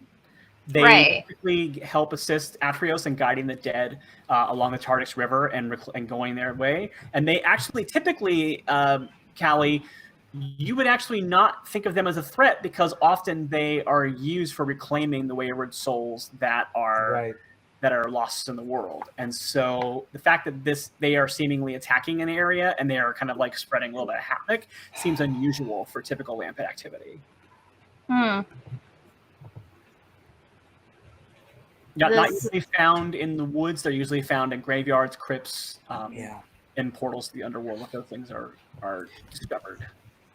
Well, if no one else is going to say it, if these are in fact the things that killed you before Claw, my instincts are that we should leave here. We should leave here. Don't worry about me. I have some tricks up my sleeve that are good against lampads specifically. Oh, right. You all aren't necessarily made of star things. Lampad proof. Lampad proof. Well, maybe, but I find it's not good to test these sort of things. Well, I can tell you what I know about how I was killed, and this can help you defend yourself, perhaps. What would I know about how I was killed? A giant spear went right through your chest. Cool. So, like stabbing damage, not like it had a necrotic vibe to it. It was like a necrotic, almost like a spiritual weapon type feel, but it was like a necrotic. Like, got it. So I know that they typically use the necrotic. They sort of have a touch that is death. So if you are able to protect yourself in some way from that, as opposed to pointy sticks or axes, that would be helpful. I would say that your death was unusual. I think that, you're used to lampids using like a chill touch like you're describing. I think in your case, it's almost like the effect of like shillelagh, where you know, like okay. imbues an object with magic. Yeah. Like that, but Oh. instead of being the magic of the shillelagh magic, it was like a necrotic magic. Basically, like almost like they enchanted a stick and then stabbed you with it. Interesting. Okay. Well, I will relay that to the group. They may be armed with magical sticks. Who knows? All right. Also, they Don't lit get the stabbed. forest on fire? I don't know. Anyway, keep an eye out. It's like middle of the afternoon, right? Still bright out? Yeah. Okay. Okay. This is And- all very weird. I agree. Because you have all... sorry, go ahead. Did you ever figure out why the lampheads attacked you originally? Not really. I was much like on a day, much like this. Ooh, spooky ghost story. That was an attempt at a joke. I was looking in a copse of trees like this for some sort of force that had hurt a village. The village had been, I guess the village had been burned, now that I think about it, Oh. which is weird. So anyway, and they had sort of absconded off, and I had been given a team to go look for them, and we found them, and they sort of ambushed us. And I will look to my sides real quick to make sure we're not about to be ambushed. Roll for initiative. No, I'm kidding. I'm kidding. Got us. Boom. Got him. And then we were beset upon by way too many for three of us. I turned into a giant elk to try to distract, sort of have them attack me. And one of my team escaped, I suppose, of the four of us. 1.5, because I technically returned as well. I didn't return. Don't listen. Bad choice of words. I get died and was placed somewhere else. Sandros, All right. odds on us making it out of here. Oh, okay. Making it out of here. Seems high. Let's see. I'm giving us if we run into them, I'll give it like 7-1. If we don't run into them, well, then I think the odds are pretty good. One that will take get those odds. out of here. All I'm saying is that, as far as I can tell from before, you have a 0% win rate against these things. Well, it's a small sample size, but yes, go on. Sure, but I got to play with what I can, That's fair. and I'll probably run as soon as they show up. There's a pretty good chance of that. So- I mean, the odds of that happening are a little over under. It depends on the Right, situation, right. whether there's like a good point of egress or something else like So that. let me ask you it this way. Let's say you're at what they call the wheel of fortune, the spinning wheel, Sure. and you bet on a number, right? And the number does not come up. Yes. And then you bet on that same number, and the number does not come up. Right. And you do that again, and the number does not come up. Eventually, you're due. Yes? Eventually, the number will come up for you. I mean, So I am due to defeat a lampad in battle, is all I'm saying. As you are talking, Ruben saying that as a former professional gambler, arguing in favor of the gambler's fallacy, is my favorite. I decided to let y'all talk for a bit, and then I rolled a dice to see what was happening. Yep. And then the dice rolled a certain way, and then I used a reroll. And thank you, reroll. And the smell of smoke grows and grows as you move forward until you can see it. It spills out between the trees before you like water, boiling water, because there's no mistake that the world in front of you has begun to burn. Yikes. well, Smoke, and before you notice a humanoid shape. As you watch, the shape touches a tree next to them, and in that instant, the bark underneath their hand and the necrotic things, like the growth we were talking about before, The hell are also these begin things? to burn. Satisfied, they move on to the next tree, and they repeat. They don't pay attention to us? They don't seem to have noticed you yet. That's not one of them. This is something kind of different. How many? I would say, by the way, you as a druid know that this creature is casting druidcraft and using that as Oh, fire. okay, you bastards.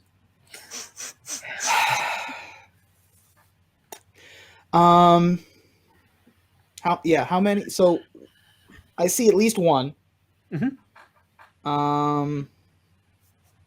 So it's not a lampet.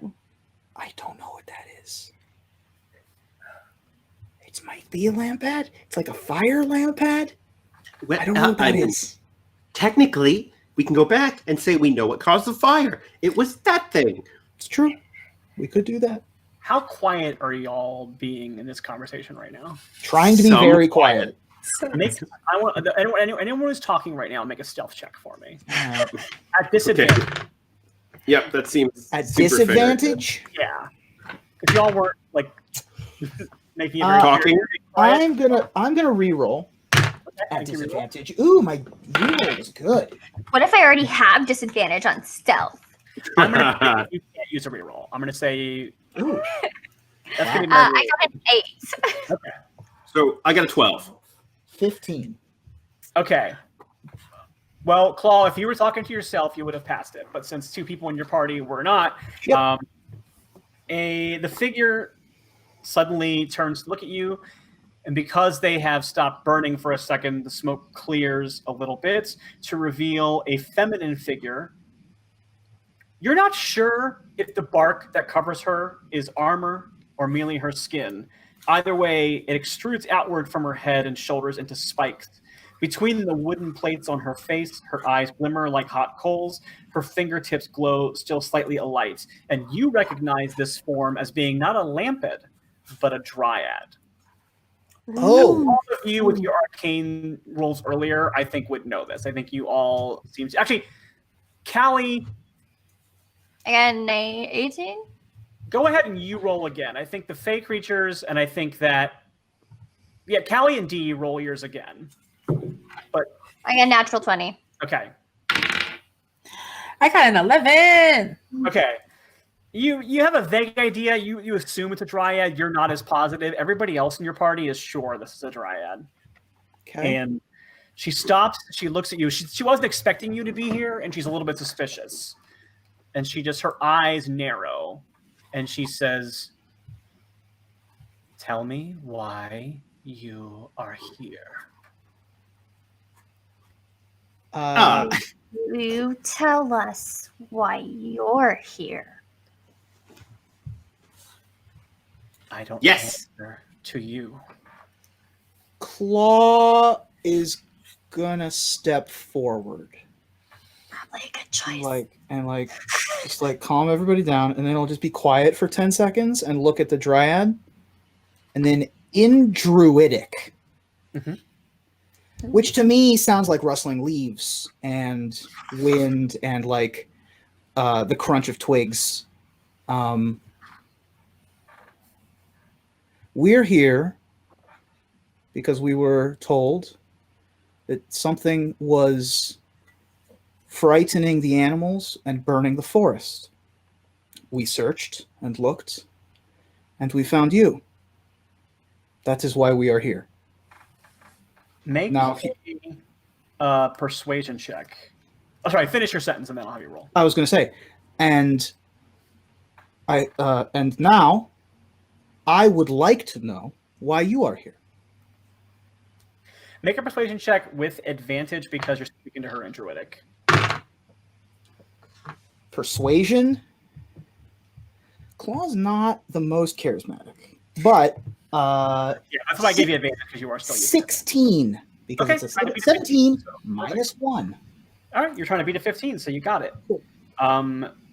She lowers her haunches a little bit and seems to be a little bit more relaxed once she understands that you're here because you're speaking on behalf of the animals.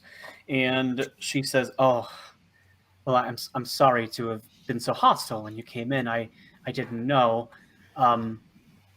You see, I came at the behest of the trees, but I didn't want the animals to get hurt, so I asked them to leave so I could do my work. Oh. Make an And did she answer in common? Yeah, I think she did because Okay. she understood, so everybody can hear her. Cool. Nature check? Yeah, Just me or you. Yeah, you're a druid. reroll? Thank you. Reroll. Thank you, reroll. 16. Okay. Yeah. You now realize those trees that you were looking at, the ash trees. You have a vague memory that this is a type of tree, not unlike eucalyptus trees in our real world. That these trees they require fire to germinate their seeds. Clear the underbrush. Yeah. But she's also, you notice, she's also burning off the necrotic, things that have been latching onto it. Okay. So you are here and to refresh the land, to the wildfire that cleanses and rebirths and allows the new undergrowth to grow. That is understandable and noble, and I am sure the goddess Karametra smiles upon the harvest that will come. But you mean Nylea? No, Karametra. No, goddess of the Nylea smiles upon us all, but specifically here with germination and seeds. I think it's you're right. Sorry, my bad. No worries. In the moment. But also I do notice that there are rotting and death that is being burnt away. Perhaps unnatural in this woods. Have you noticed? Yes, that's why I'm here. The trees were crying out in pain. You see, normally they're able to manage their own regrowth and such with nature, with lightning, with things that would cause a burn, but because of the marked ones, they haven't been able to do that. They've been rotting away before they can grow themselves, before they can heal. The marked ones? Sorry, I don't typically talk in your tongues. Sort of like me, but marked by death, by corruption, by the grave. Those guys who killed you, right? Yeah. You were killed. Marked. I was beset upon many years ago by Fae of Death, of Lampads. She takes a longer look at you, and then she's like, I see it now. Yeah. Yeah, everybody sort of sees it now. Anyway, we're out here alone, so it's fine. I just, anyway, do you know where perhaps they have gone? Our quarrel is not with you. Oh, well, that's good to know. Mine, I didn't want to fight anybody. I just want to help the trees. I've been hiding from them. They're here somewhere. I keep being afraid they're going to find me. I'm sure they will because I made a pretty obvious show of things. The Lampads will find you? Yes, that's the term that you use for them. Yes, my sisters. I will. Here's what I would like to do. What I would like to do, and I will look to my group, and hopefully they will agree with this. How much more burn do you have to do? I'm working my way all the way through the woods to burn off any of this. And she points to some of the necrotic damage that she's seen. And she's like, and she puts her hand on it and she does druid craft. And you can kind of recognize that she's not just using druid fire, but it's like a radiant fire. She's giving it like a celestial blessing a little bit to it. Okay. There's a lot to do, and I am on my own. That is why I told the animals to leave, because I knew they would die from the smoke if I let them stay. It's very smart. I do not have the same God's touch gift of flame as you, but I do have a gift of flame, and I will druid craft and make a small fire in my hand, and then close it. I could help speed up the process. I don't know if it's the same kind of thing. It's not really a thing I do. But if I did that, what do you think? Rest of the day? Oh, I have been here for many, many weeks and days. That's why I have the animal beef. Well, I'll tell you what. That's not the thing that I cannot help you for weeks and weeks.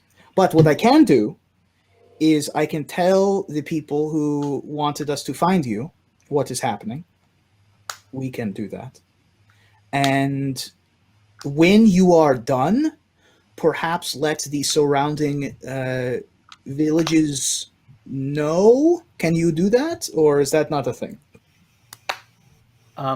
Maybe you could let them know, because I don't like to talk to the humans. That is, well, we will let them know now or today, but in a week's time, a month's time, when you are done, we won't be here anymore. So we will let them know what you are doing, and a general timetable maybe, and not to impede upon your work, very important work, and to keep an eye out for the death fae as opposed to the life fae. I find that humans don't tend to know the difference. Yeah, same. So maybe if you don't let them know, I mean, just tell them to stay clear with me. Stay out of the woods. I can do that. We'll Yes. just tell them to wait for the animals to return. That is a smart idea, because the animals will know. Animals are way smarter than humans. Hey, No offense. right here. Some offense. Be a little more sensitive. Hey, we'll try. Okay, we can do this. May I ask your name? My name is Calypta. Calypta. Calypta, when you are done here in these woods, well, do you live in these woods? No, I came because the trees called me. We should just call you Callie. Wait, that might be confusing. Wait, hold on. That is not a yes. Let's not. Yeah, let's not. Yes, Let's if someone were in charge of naming things, they might be regretting letting this name stick around now that they thought about it. The weird thing But no one is. say, I understand. It's fine. There are lots of Callies and I mean, there is a whole story of a sea traveler named Callistra, and then there is Calypta, and there is Callist. I mean, there's lots of Callies. It goes on and on and on. It does. There are lots of. There's a lot of similar names. It's really a fascinating topic. Are you going to? Oh, I'm sorry. I was trying to be friends. We can move along, though. I apologize. You get back to work, and we will. She has a lot of trees to burn. Yeah, it's true. You have a lot of You have a lot of trees to burn. I will get out of here. Have you seen any spruce trees around, perchance? Oh, I think I burned them. Darn. All right. Well, poo. Anyway, we will return to. No, I that was a gag. I think she's like, yeah, there's some. You unplugged. You unplugged. Oh, no, Mike. Riley, you unplugged. We lost your audio, Riley. Can't hear you. Perhaps we can still see her captions. Oh, can we? Well, while she's I don't figuring know. that out. Can you hear me? Oh, there you go. Yep, Now you're we can. good. Now we can. Yeah. Anyway, thank you. You're back, Riley. Yes. We hear you. Okay. You're good. You're back. Yeah. Hey. So my headphones came out, and then when I put them back in, they didn't have sound. So okay. Yeah. Oh, weird. It's fine. They're just cheap earbuds. Well, thank you okay. for your time.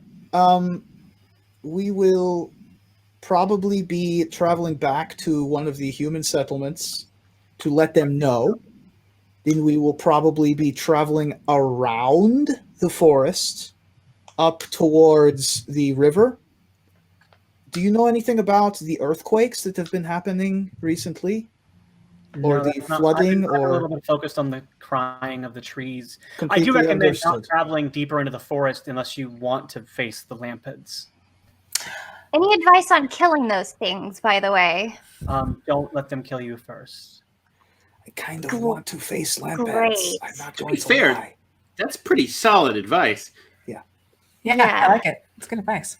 I know that they're sort of like the way that me being a woodland creature, like things that you might do to trees would be harmful to me because they are somewhat death oriented. I think that things that would be useful against the undead might be useful Okay. against them. I don't know.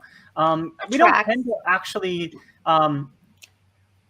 we don't tend to actually try to kill each other. If we can, normally they're not so antagonistic. These ones seem strange for some reason. Normally we kind of keep to ourselves in our own domain. I mean, yeah. This is similar to a situation that I ran into many years ago. And apparently it is still happening, where some of the lampads have sort of gone feral in some way. Anyway, stay safe. We're going to let you get back to your trees. Yeah, time for us to go. There's a lot of work for me to do. Okay. And then, she gets back to burning the trees. So what do you all do? Do you decide to go deeper into the woods, or do you head back to the town? Claw is like... Claw kind of is like, oh, I kind of want to kill a bunch of lampads, but not our mission. Not our mission. And how are you feeling? Lysandros. Well, I was just going to say, it seems like what our friend Callie, other Callie, new Callie, Tree Callie, I'll call her. What Tree Callie has been doing is a preventative measure that should stop them from being a big problem. So maybe it's not a problem we have to deal with, right? I think that is true. I think that what the job that was given to us by the people of the tent village was to identify the problem and whether it can be solved, which we have done. The forest will heal itself as part of the wildfire. The animals will return when the job is done, and the lampads will do whatever it is that they do, but they are not what we were told to go look for at this time. It's true. Mm-hmm. And we still have a whole other place that we're trying to get to that we got lost in. Yes. Which is part of my job, which the lampads are not. As much as it would be nice and cathartic, not our mission, not what our gods have told us to do. Yeah. And I don't really have a job, so I see no real reason to go there. I don't want to die. I think that we have done enough for you to get paid with your monetary currency, and we can return home. You can return to the oasis. Thank you. Well, since you're not interfering with my work and I don't have to fight you and take up more of my day, I will give you a gift. And she reaches out and pulls and kind of has this amulet that she gives you, and she hands it to you. Since you've been talking to her, you take it, and then I'll let you know later when you identify it what it is. Cool. But it is it's a piece of amber that kind of has like a bit of cord wrapped around it. I don't really know what kind of material the cord is made out of. I assume some sort of almost like a leather, maybe. But it's probably more natural than that. It's probably more like a hemp, hemp kind of feeling. And it glistens a little bit. And well, goodbye. Trots away. Bye. For the sake of time, because we are nearing the end of today's session, I'll say that you make your way back to town fairly safely. You know where the dangers are in the woods and what to not step in and such like that. When you get back to town, the leader of the town, Gashna, gives you the 100 gold. It's up to you if you choose to avoid Roth or not once you get back to town. But one thing that does happen while you're traveling, because we have an unlock from our audience, and it was an unlock by the name of It's Delightful, It's Delicious, It's D Lovely. D is just really compelled as a bard to entertain her party. And so, Danielle, does Dee sing a song to her group, or does she tell a story? What does she do? Whatever bardic inspiration you might say takes over you, that is what the chat has unlocked. Dee decides to sing a song. Okay. Wow. Okay. There once was a group of fine young folks. They went to the forest and they met a tree lady. The tree lady spoke to the fine young folks, and they were scared because they thought they would die. They thought that they would die. They thought they would die. They're gonna die. They still have to get to the river where the stuff is there, and they're gonna die. Everyone's gonna die. We're gonna bet on how much we die. Everything is dead, and the trees are the dead, and the animals are gone, and everything is scary, and I don't want to die. And then we're gonna meet a lampit. Oh, very good. Danielle, because you were such a trooper about that, and just for the audience, like I did ask her ahead of time if that was okay. I didn't just spring it on her completely. I was like, hey, I have a unlock. But I gave you a point of inspiration earlier. I'm going to let you carry that on to next episode. Excellent. Beautiful. Dee's really scared of death at this point. Excellent. That was like a Gallivant level of song. like someone like, I'm singing an encouraging song, but it's about how he might die and be painfully murdered. I love it. So, so you get your XP. I'll say that you travel the rest of the day around the woods, and you get yourself a little bit more on track to where you think you're supposed to go. And I will say that Claw, if you spend more time with the amulet that you were given, I don't know, do you have Identify? No, I don't have Identify, but I will spend an hour later tonight once we find a place to camp to sit with it and get the effects of Identify, essentially. Also, I want to make sure that Gothna got all of the information. We did say, like, don't interfere with the fire person thing. Yeah, they gave you the reward. They moved their camp a little bit further away to where they understand now what's going on with it, and they made peace with their own gods about it. Okay. Claw is not going to pick up any money, by the way. He's just going to leave because I wasn't there for the money part. So yeah. But I'll say as a party, I don't know who's going to handle party funds for this group, but it's 100 gold pieces. Oh, I'll put it in my bag. I just don't care. Okay, so yeah, everyone gets 100 gold. So everyone gets 25, or however you want to split it up as a party. It's up to you. But the amulet is one called Summer Phase Blessing. It's a wondrous item. It's a rare item. It requires attunement. It is an amulet. It softly glows with a warm light. It smells like a campfire. While you're wearing it, you gain the following benefits. You can use the amulet as a spellcasting focus. Neat. You have resistance to fire damage, Ooh. and you don't suffer the effects of extreme heat. Neat. And this won't be as much of a use for, I think, Claw and Lysandros, but maybe when you make a charisma check when interacting with fey creatures, you have advantage on the check. Nice. Wow. So what is this thing called? It's called Summer Phase Blessing. And I will send you the information because I don't think it's an official canon thing, but it's part of this adventure and I liked it. So, and that is where we'll end the story tonight. We do have one last toast from Vampire 54 who says, "These lamps are not very bright. Thankfully, the party can illuminate the situation." Yeah. Thanks, Vampire 54. I like to give credit where credit is due. I actually was very inspired tonight for this mission from a book called Uncaged, which is a book of it was on DM's Guild. It's a series of campaign, like basically one-offs that were all, at least this edition, everyone was written by either a female or non-binary author. And the premise of the story, the premise of the book is every different section takes a different mythological creature, a female monster or creature, and kind of gives it a different, more updated modern spin. It's a really awesome book. And the one that I used tonight is a story called From the Forest They Fled, because I thought it was a really good setting to squeeze my Lampets and the story of Claw into. But this was actually by a woman named Allison Hong. I hope that I'm gendering them correctly. But I believe that's correct.